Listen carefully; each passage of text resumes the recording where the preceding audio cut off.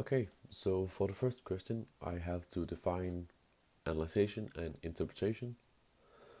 I read that analyzation is sort of like putting a puzzle together. You find the small pieces in the text, and then, of course, you put them together. And when you do that, you end up with a picture. And this picture is made up from all these small pieces that you found in the text. Then, interpretation is when you have finished the picture, you could say that you step back from it and you look at the picture and you find out what it is supposed to look like, what it means.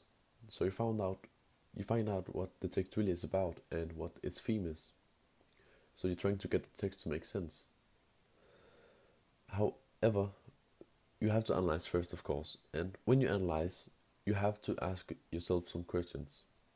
Um, I would say there are like four main subjects that you have to analyze, and the first one is setting. That's about time, place, and social environment.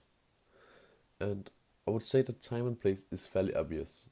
You have to look in the text if it's 9 p.m. or 8 a.m. in the morning, if the text takes place in London or if it takes place in Sweden. But social environment, you have to pay more attention. Um, Maybe it could be the clothes if it's old and got holes in it, and the buildings got graffiti all over them and looks like they're about to crash or something like that. Well, then it's a poor environment probably. Um, but it could also be the way they speak. So if it's a very fine language, then well, it's maybe a rich social environment. And what this social environment does is that it creates an atmosphere, and this atmosphere is very important because it helps us understand the characters more, and it just adds more volume to the text. Yeah. So for the second main thing subject, it's characters, and well, they are very essential because there's pretty much no story without them. So when you analyze, you have to pay a lot of attention because you sometimes learn a lot about these characters. Sorry, and sometimes you don't. And when you don't, it's maybe about age, appearance, family, which can give you a lot of answers to some questions you have. But if the writer decided not to tell you a lot about this character, well, then maybe he wants the character to be mysterious. Another thing you have to pay attention to is the development of the character and what causes this development. So if you say a character lied in the beginning of a text, and then a lot of bad things happen because he lied, and then he says to himself, "I will never lie again." Well, then of course, the message in the text is don't lie, and therefore it is important because the development often gives away the message. Moving on to the third thing, it's events. Sorry again. It's how the whole story is built up. Um, you have to find out if it's presented in chronological order, in if it starts in media res, or if it contains flashbacks. And you have to find this in the text, of course. Another thing that you have to analyze is if there's hints in the text. A hint could be something like a father driving way too fast to a birthday party, and at the birthday party he gets a lot to drink. Well, then maybe later on he's going to crash. And these hints of events likely to happen is often very, very good hidden. But if you can find them, that's a great thing then.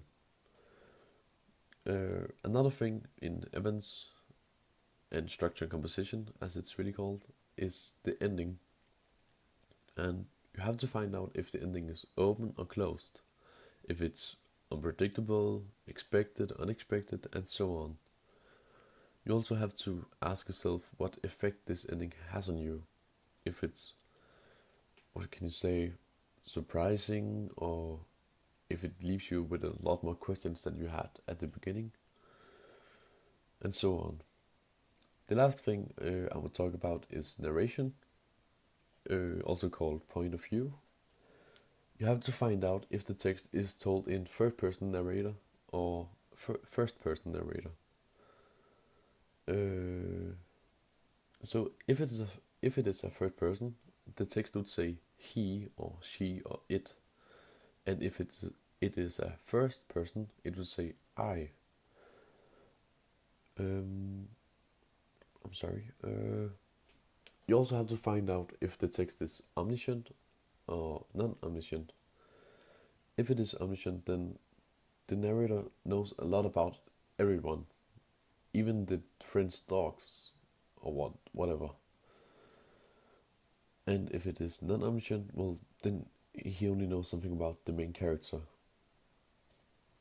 Yeah, that's pretty much it. The third question is what I look for in family, friends, or partner.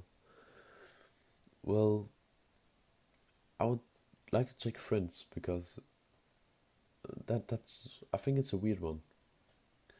What I look for in friends is they need to be happy, of course, and they need to have a lot of humor. But it also needs to be the kind of person that I can go to for help. Because normally I would go to my family for help, but some problems is not really relevant for your family. It's more relevant for your friends, and therefore they can help you. But a good friend is also a person you learn with. Of course, you learn a lot in school, and so on. But with friends, you learn a lot of social things. Maybe it's your friend that invites you to a party, and it's really important to have that kind of friend. So yeah, that's it.